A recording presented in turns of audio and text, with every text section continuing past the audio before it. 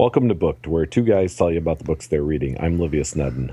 And I'm Rob Olson. The book we're going to be talking about tonight is Every Time We Meet at the Dairy Queen, Your Whole Fucking Face Explodes by Carlton Mellick III.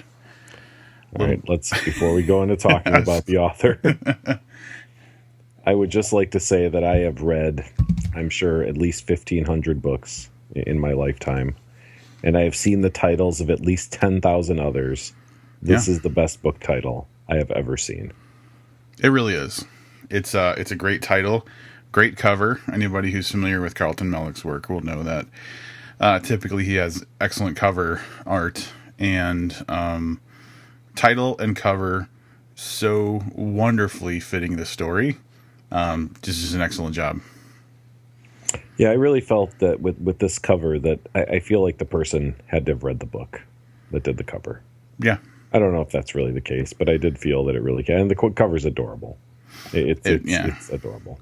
Well, I think I read something once or heard something, or maybe I imagined Carlton saying something about his process for his book covers having to do with he conceives of something, and I think he has the same artist or artists that do his cover art, and he gives them an idea, and then they, based on how he describes it, put the book cover together. So I don't know if they actually necessarily read it, but it's definitely something that was born out of his initial creativity, and that's obvious. The covers are all, I don't want to say all, but quite a few of them that I'm familiar with are very, very similar in style. So yeah, I have to imagine there's only a handful of people that work on his covers, or that they are able to imitate a style very well. I don't know, one of the two, I guess. So before we get into talking about the book, I'm going to read the bio that we pulled off of Amazon, and I might talk to Livius a little bit about that. Carlton Mellick III is the Wonderland Book Award-winning author of over 45 novels, including Quicksand House, which incidentally we reviewed on this podcast, Biomelt, Cuddly Holocaust, and Warrior Wolf Women of the Wasteland, among others. In 2013, he was named one of the top 20 science fiction writers under the age of 40 by The Guardian UK, which is pretty much an awesome thing to get. Especially, yeah, that's just crazy. So anyway, his work has appeared in the year's Best Fantasy and Horror, the Best Bizarro Fiction of the Decade, and Vice Magazine, another big get, if you ask me, and has been translated into Italian, German, Russian, Spanish, Polish, French, and Japanese. Now, here's the part where I think Livius might be heading over to Portland to hang out with his new best friend. He lives in Portland, Oregon, where he obsesses over comic books, microbrews, video games, and K-pop dance routines. Visit him online at carltonmellick.com. K-pop dance routines, Livius. I'm not into K-pop. You're not into K-pop? How could you not be into K-pop? So I've started really liking K-dramas. So I'm well into watching my second one. I've tried a bunch that didn't really grab me, but yeah, currently Boys Before Flowers is my jam pretty much on a nightly basis. But which Korean TV shows come up in this book, which was kind of nice. I don't do much dancing, and I haven't listened to K-pop, but now I feel like I should. So maybe I'll throw some K-pop on. I mean, I do like, what the hell are they called? Baby metal, which is kind of K-pop mixed with heavy metal. Is that the one with the dude that cross-dresses? No. This is like three teenage girls, and it all starts off like pretty heavy, melodic, heavy metal. Yeah. But then they kick in with those little voices and some K-pop music. It's, if you haven't heard it, it's a must listen. Do you know what I'm talking about, though? The cross-dressing Korean guy? No, it's not a cross-dressing Korean guy. This bears putting the podcast on pause so I can search this, because this is going to change your life. Lady Beard, I think. Let's see, is that it?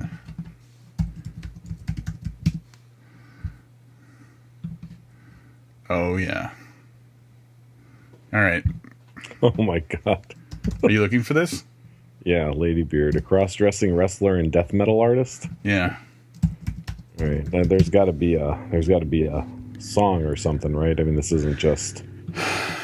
He's got an official channel on YouTube. Oh my God. Lady Beard YouTube, here we come. I don't, right offhand, I don't know that this is my thing. I honestly think this is going to be somewhat up your alley. Even though he's wearing women's clothing, I think that you're going to find something you like here. I turned down the sound. Is this? I mean, he's a white guy, right? Mm-hmm. Okay, but he's speaking what I'm guessing is exclusively Korean. Yeah, and you know what? This looks more like a video blog than where you could watch his music videos. Yeah, I think I found something. Hold on. He looks like a model. He's taking off his sunglasses. I know you're going to this is going to probably have to be heavily edited because there's a lot of silences of me trying to figure out what exactly I'm watching. Now, this guy, you'd think he'd have more subscribers because he's weird enough. He only has 23,000 subscribers. That's only like 23,000 more than we do. Yeah, that's about, 22,900 and something, yeah. And we're not cross-dressing or anything yet. All right, this is no Showry, which you do know I'm a huge fan of Showry's Well, yeah, work. Yeah, of course. And it's definitely not up to the K-drama, that I've been watching. But I will definitely look into this. Lady Beard has been bookmarked for further consumption at some point. Yeah. Yeah, you should definitely check out Lady Beard. If there's anybody out there who is already somehow a fan of Lady Beard and can suggest some of the kind of like greatest hits to start out with, let us know. There's a couple people I know at work that are weird, and just a couple. Yeah, one of them was just watching Lady Beard music videos, and I have to give it to him. The thing that really drew me in, the music is good. Like, not music that I care for, but I recognize the quality of the music. Mm-hmm. The dancing, like, their dance routines are fucking spot on. Because it's, like, him and then, like, 3 little Asian girls. And they do, like, full choreography during their songs. And it's amazing. So, despite the fact that your brain is, like, trying to reject it in some way, they actually do, like, a good job. I'm totally going to spend the rest of my evening doing some further research into this, and I'll hopefully have some feedback on our next episode. Yeah, check back next episode for Livius's review of Lady Beard. That's all right. That's what we're reviewing, I think that's actually our next episode, Lady Beard. All right, so that is a hijacked bio of Carlton Mellick III. A Lady Beard at the end, just where you want it. Here's the synopsis for the book we're actually reviewing, Lady Beard. Every time we meet at the Dairy Queen, your whole fucking face explodes. Ethan is in love with the weird girl in school, the one with the twitchy eyes and the spiders in her hair, the one who can't sit still for even a minute and speaks in an odd squeaky voice, the one they call Spiderweb. Although she scares all the other kids in school, Ethan thinks Spiderweb is the cutest, sweetest, most perfect girl in the world. But there's a problem. Whenever they go on a date at the Dairy Queen, her whole fucking face explodes. He's not sure why it happens. She just gets so excited the pressure builds under her skin. Then her face bursts, spraying meat and gore across the room, her eyeballs and lips landing in his strawberry sundae. At first, Ethan believes he can deal with his girlfriend's face-exploding condition, but the more he gets to know her, the weirder her condition turns out to be. And, as their relationship gets serious, Ethan realizes that the only way to make it work is to become just as strange as she is. Yeah, you just want to go right to wrap-ups? Yeah, what else is there to say about this book, right? I mean, it pretty well covers it. We probably owe at least a little bit of explanation. Because I think sometimes with bizarro books that I've read the synopsis for, it sounds weirder than the actual story ends up being, for the sake of that's kind of the fun, interesting stuff from the book. Mm-hmm. Okay. You could disagree. I'm just waiting to hear how this is less strange than the synopsis. I mean, when you boil it down, like it's a boy with a crush, and he wants to date this girl, and there's just a lot of weird shit that happens, like faces exploding. But really, it's like a cute little love story about teenagers. It's like your first kind of puppy love. Yes, it is, but not with actual puppies. I want to say that because it's a bizarro book, and you never know, right? Right, it could be puppies. Did we just stereotype bizarro books as perhaps involving bestiality? Well, I mean, I was implying puppies that were in love with other puppies. Oh, okay. Well, interesting that's where your mind went. Yeah, I guess it is. Yeah, so Rob's right. It starts off with the I seem to remember reading when we were reading Quicksand House, kind of having maybe the same feeling that Carlton can do youngsters really well in that cutesy kind of way. I don't know that a 13-year-old would appreciate the representation of youngsters, but as an adult looking back, it's done very well, I think. And Ethan likes this girl named Jill, and winds up, sitting next to her on the bus a lot and stuff, and he develops a crush. I mean, that's like that's So it. yeah, and to emphasize, like, I think Olivia's what you're saying with how Carlton writes young. Well, the whole beginning, like the first chapter or two, is just him explaining that he, despite all of her weirdnesses, is really has a crush. It's a crush. He's got a crush on this girl, and even though they never talk, he when he's on the bus, he's always kind of kept to himself. Kind of anyway, he keeps his backpack on the seat next to him until she gets on the bus, and then he moves it so she can sit next to him. So even though they never talk to each other or make eye contact or anything, they get into this routine where they sit next to each other on the bus every day. And if anybody's ever been a teenager, which hopefully everybody listening to this has, because otherwise that means you're a child and that's just negligent, that is very significant. It actually means something. It's not just someone sitting next to you on the bus. It's like the beginning of a relationship, and there's such like reality to the way that he wrote it that right away you just really like this really goofy, weird love story that's starting to build in the beginning. Did you ever take a bus to school, Rob? Yes, it was normal size before you start getting into any kind of weird slurs, and I'm sure that you were building up in your mind. I never took a bus to school. You I was listening. You probably lived close enough, right? Yeah. Well, yeah. And Chicago public schools didn't have buses. That makes sense. Yeah. So I did go to a private school, but that was like 3 blocks away. And I honestly don't even know if there was a bus. And then I did go to a Chicago public school from 5th through high school, I guess. And yeah, no buses in Chicago. But maybe that's where I missed out. Maybe I could have dated a girl whose face would explode every time we went to the Dairy Queen. But I was listening to you talk about like the significance of sitting on the bus next to somebody, and I was like, I never had that. Now I feel like I missed out on something in my childhood. That's why you're such a weird person. It's such a formative, because like, that was real. That was real stress back in the day. Is like, if you didn't have someone good to sit next to you, there was always the threat that some like really undesirable person would sit next to you, and if you ended up sitting next to some loser, then you kind of were a loser by, association, just by sitting next to them. Even if it wasn't your choice, if it was like the last seat on the bus, you'd have to give it up.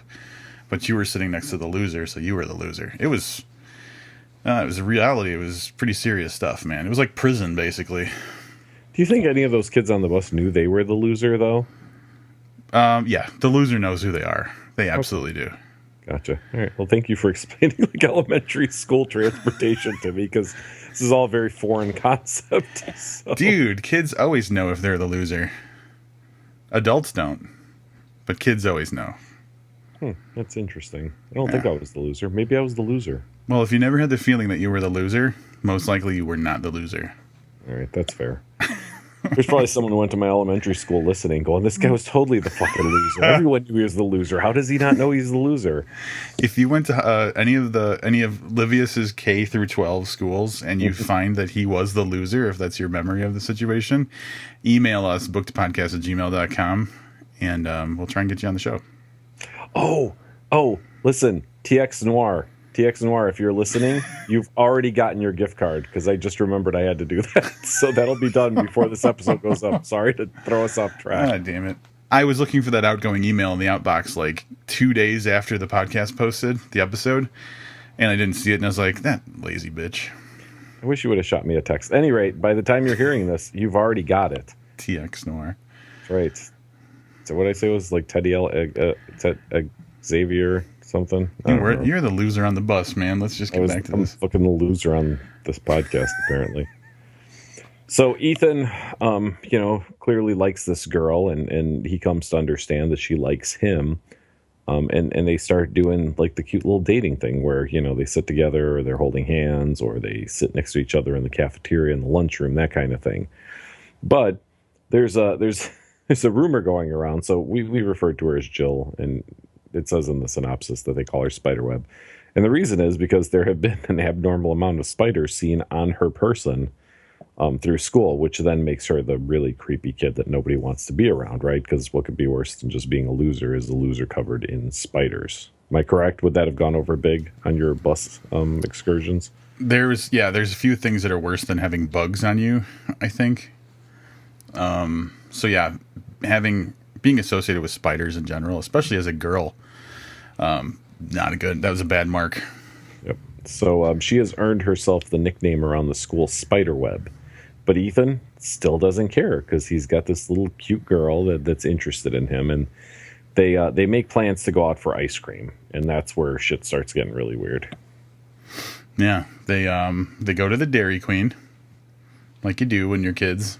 All right, so when they go to the Dairy Queen the first time, if I remember correctly, there's no like intimacy. She's just super excited, like she's smiling because she's happy to be with him, and that was enough, right? And she just starts kind of like boiling over, like her skin gets all weird, and then boom, her face literally explodes. So there's like muck and gore all over the Dairy Queen and all over him and everything, and she runs away embarrassed. Yep. Now, here's what I love about Bizarro books. First, it's the only place something like this can happen. B, it's that Ethan's kind of freaked out by it.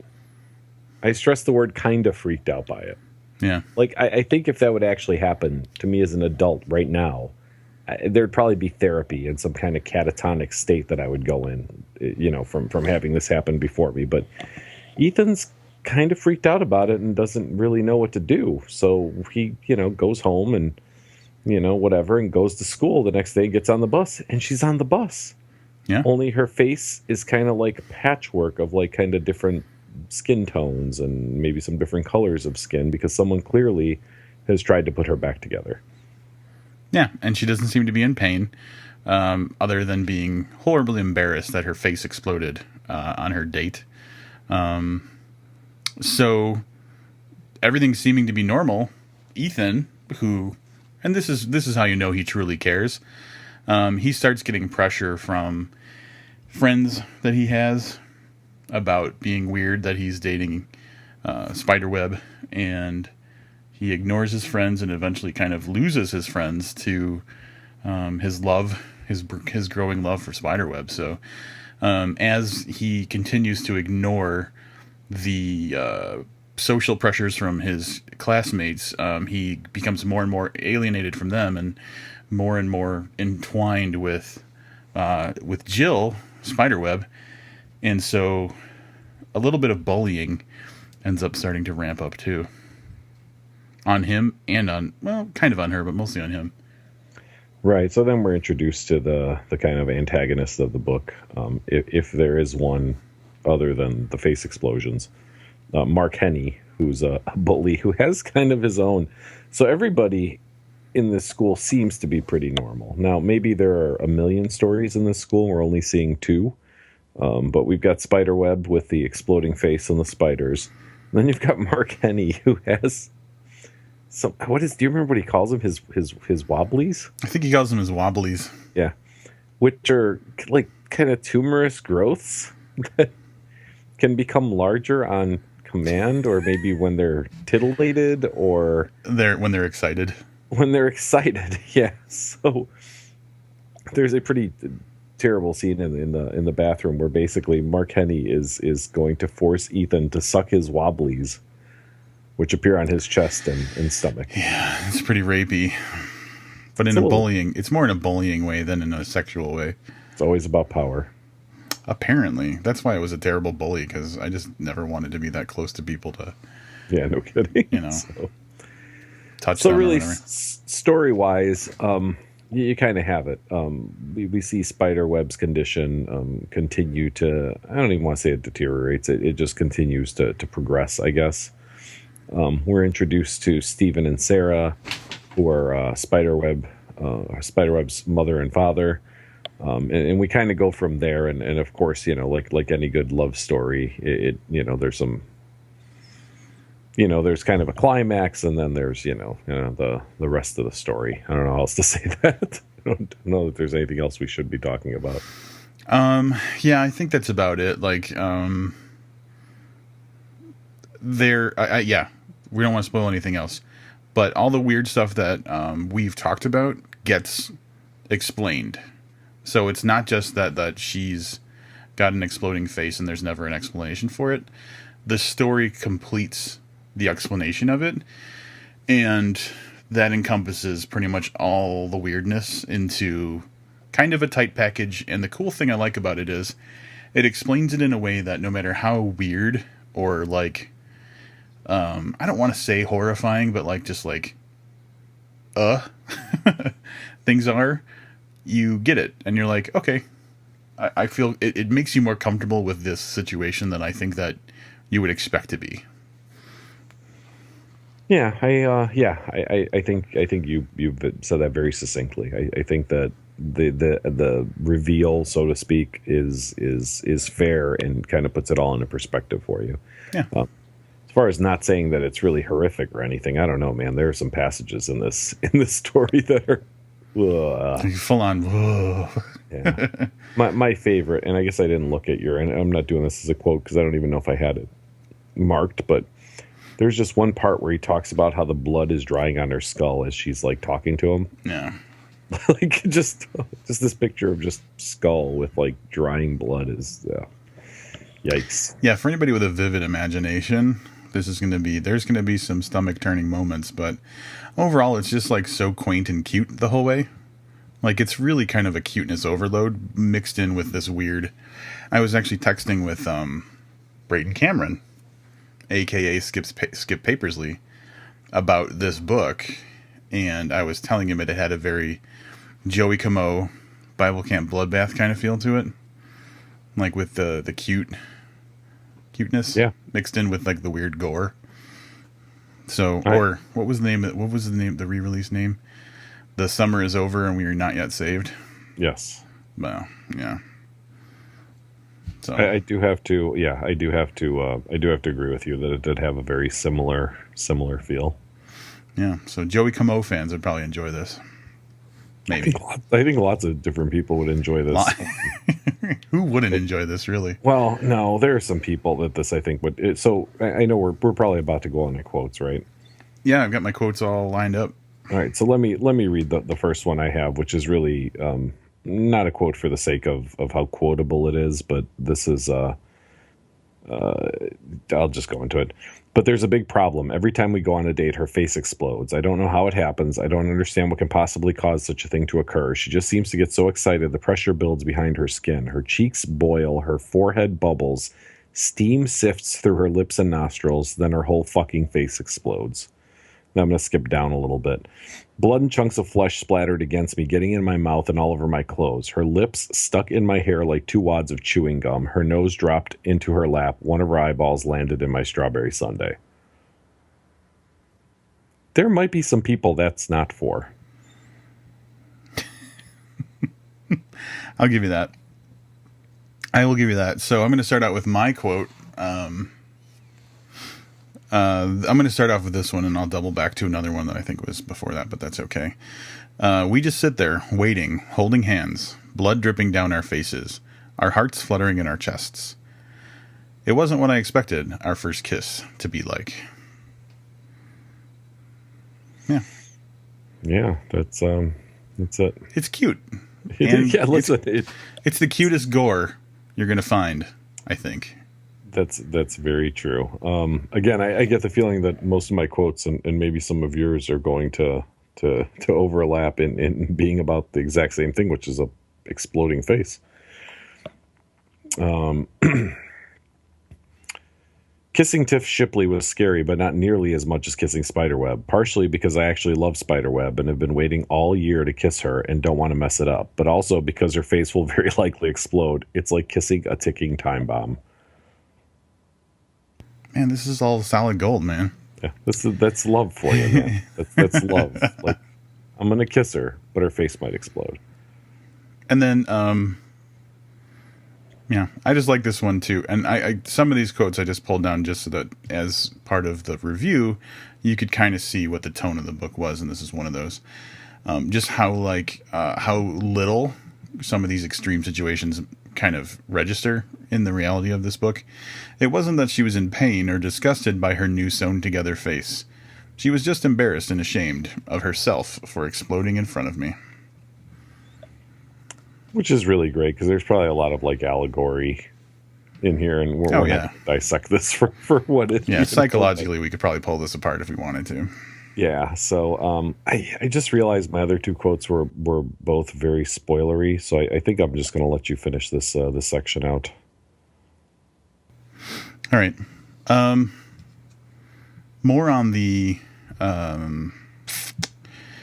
serious side of the book. I thought this quote was good, and it just worked so well, even though it was kind of a heavy-handed topic, or just like a heavy topic in general, not heavy-handed, excuse me. Does he think of girls as helpless subhumans who can't handle the world without a man by their side? This man worries me even more so than his daughter's exploding face. It's like, right on, go feminism. Or whatever. Toward the beginning of the book, here's a quick quote. I've got two more. That I thought just was nice, and it was because it was at the beginning, it was just like, oh, this is how it's going to be.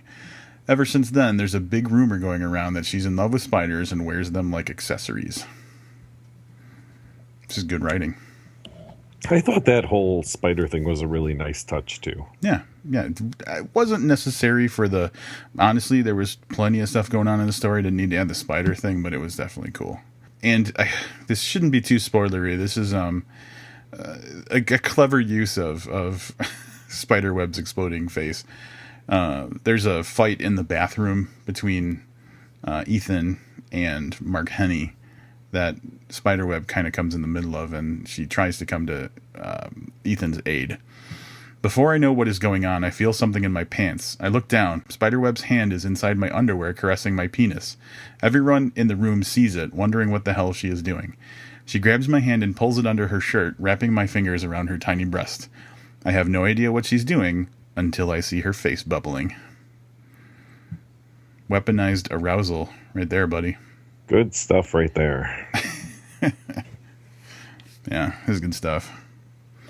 That's all I've got for quotes. I mean, it's one of those books where like there's a lot of stuff you could quote just for like this and like how sensational or out of this world it is. But I mean, that's kind of the type of book you sign up for. So I was just going for the real standout moments.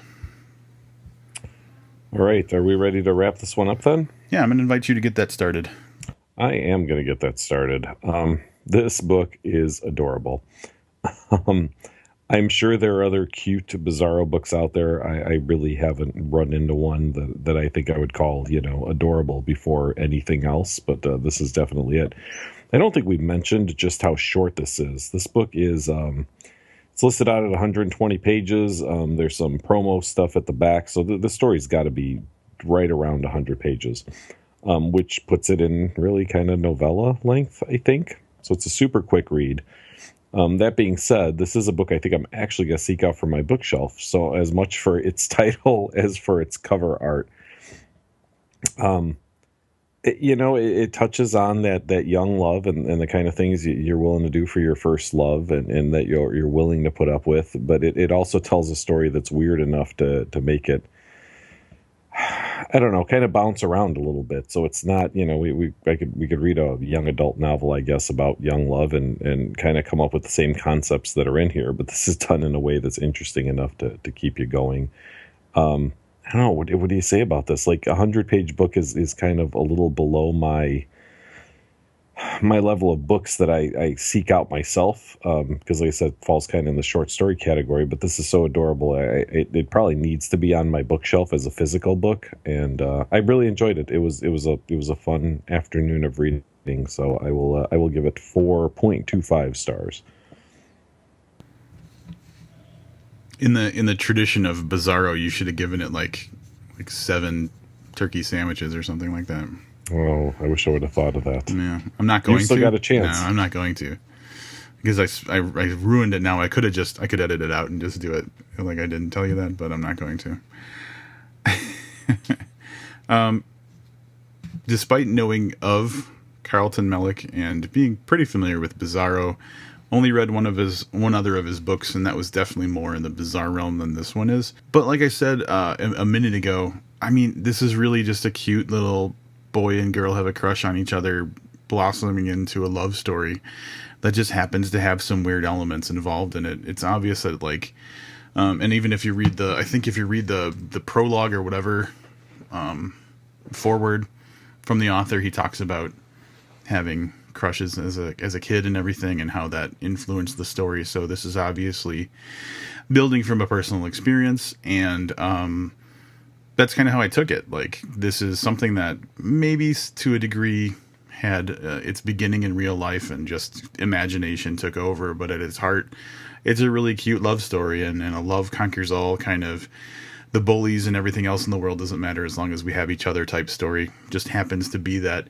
every now and then someone has to get their face sewn back on. It's not one of those, I know we said that there's some like stomach turning moments in the book, but they're few and far between. For the most part, it's pretty straightforward, like, you know, from the perspective of a boy who finds out that he found the girl of his dreams. Carlton is just a really good writer. His storytelling is great, and technically just very proficient. He has fun ideas for stories. The characters are always great, and I think this book was just a goddamn home run. So I'm gonna give it 5 stars, buddy. Very nice. It was enjoyable, and man, I gotta tell you, I loved it. You couldn't do this in 300 pages, right? I think that length was just right for what it was. So, yep. Yeah, very well done. Good on him for having the presence of mind to know that. Some people think that a novel has to fit a specific, mold or whatever. And like I mentioned before, Bible Camp Bloodbath or whatever that was called, like that original book was maybe 60 to 80 pages, and it was the perfect size for that story. And then he just built it out into something a little bit bigger and deeper. But like, yeah, this is the right length for this book. Yeah, and I'd like to thank Rose O'Keefe for getting this over to us on a pretty tight time schedule, so that we could read it and review it. So thanks, Rose. I was really badgering her, and I felt bad, but I just wouldn't. I wanted to get this done, and I didn't want to have to not read it because of scheduling and stuff. So I just beat her up until she gave in and sent it over. So. Sometimes that's how it works. Thanks. Yeah. Thanks for dealing with my shit, Rose. The life of a book reviewing podcaster. I know. If I'm not getting beat up, I'm beating someone up. It's all over the place. Sometimes I'm like, you have to suck my wigglies. Oh, God. I don't I apologize to the listeners for having to hear that. Good Lord. It's from the book. It's wobblies, and nobody wants to think of it in your terms of whatever your fucking wigglies or whatever you've got going on, for God's sake. Oh, wobblies. I forgot it was wobblies. I'm sorry. I should have written down wobblies. I'm usually the one that requires the editing and the censorship, but thanks for taking the mantle over this week. Dude, I wasn't even going to go into detail about that interaction in the book, so you're the one that opened that door. All right. Speaking of open doors, what else do we have going on this week? It's been kind of a quiet week for the podcast. Not a lot of action. There are things that have like kind of floated. There have been things that would float past my fuck it. Things have gotten on my radar a little bit, but in kind of a vague way where I'm like, oh yeah, some people got nominated for something, but I don't really remember what that was. But it's mostly because the first episode of season 3 of Penny Dreadful went up over the last weekend. It did, and I haven't heard much about it except what you told me before the episode. I haven't gotten around to seeing it yet, but I'm looking forward to it. Is there anything you'd like to let maybe listeners know about Penny Dreadful or the new season without being too revealing? It makes some serious promises for the episode or for the season. And I'm really interested to see where it goes. And one of the most interesting things at the end of season 2, you've at least seen season 2, right? I have seen all of season 2, yes. So one of the interesting things toward the end of that season was the whole Lily and Dorian becoming these weird, like, sociopathic killer people. Mm-hmm. They're not even in the first episode at all. That's not cool. No, it's cool because there's so much stuff going on otherwise. Well, the reason I say it's not cool, I was just saying to somebody, and I know Game of Thrones, right? I know how you feel about it, but I did really appreciate that when Game of Thrones came back in their first episode, they really touched on almost all of it, and that's a huge cast of characters. They did, pretty much with one exception, catch you up on what was going on with everybody, which was nice after, a hiatus of 9 months or whatever it is in between seasons. So, yeah. Kind of don't like when shows don't, I don't know. Well, they don't touch on those two at all, but they do introduce several new characters and tease some characters, which is awesome. And in a show like that, for those who aren't familiar, it's kind of a monster mashup. It's a lot of actual fictional monsters. Yeah. If that even makes any sense. Monsters or characters that you're familiar with from fiction mixed in with ones they made up for the show. So when they tease new characters on that show, that could be it could be Godzilla for all we fucking know. For all I know, I wouldn't be surprised if they start talking about the giant lizard in Japan or whatever. So interesting to see what they come up with this season on Penny Dreadful. I'm just interested because it takes place primarily in Victorian London, but there's Ethan gets sent back he gets extradited to the United States. So at least part of the season is going to take place in the United States. And I don't know. I'm trying to think if there's anything in the U.S. that's like a classic monster book, kind of thing that could get integrated into it, or if they're just going to bring everything back to London and throw stuff in. I was trying to think of American, like the Victorian era American, like horror stuff, and I couldn't think of anything, so we'll see. We have no classic monsters. Yeah, we've just got it's fucking terrible. Yeah, real monsters. Yeah.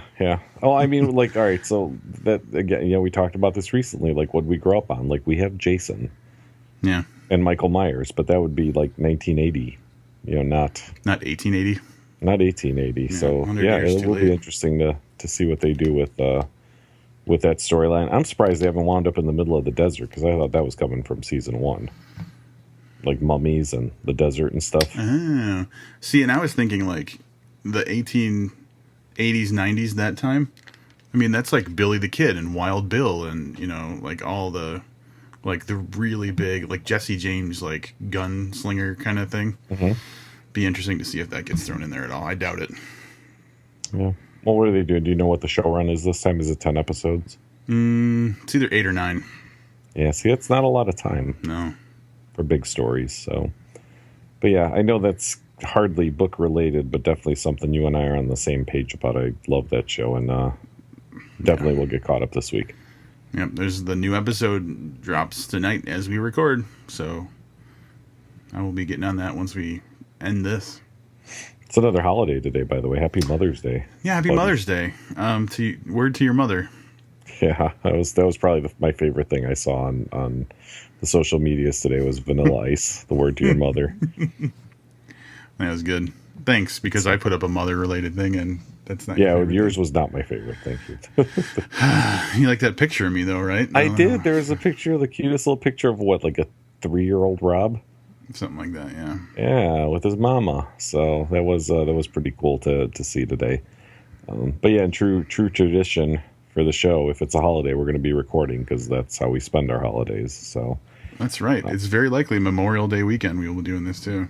We will be, I'm sure, on that Monday, no less. Yep. So I don't think we really have much anything else. I think we'll give listeners a short episode this time. Short being 50 minutes instead of 58 minutes, yeah. Exactly. So we do know what's up next. Because we were not on the list to receive copies for us to take pictures, next to our faces with copies of Mongrels from Stephen Graham Jones. But we love him no less, and his book will be reviewed here roughly a week from now. Yeah, provided... Oh, here's something that's been in the news. This is one of those teases. Mount St. Helens is acting up. Who is that? Who? I don't. I'm sorry. You were probably more aware of that in 1980 going off than I was. I was 2 years old. I was.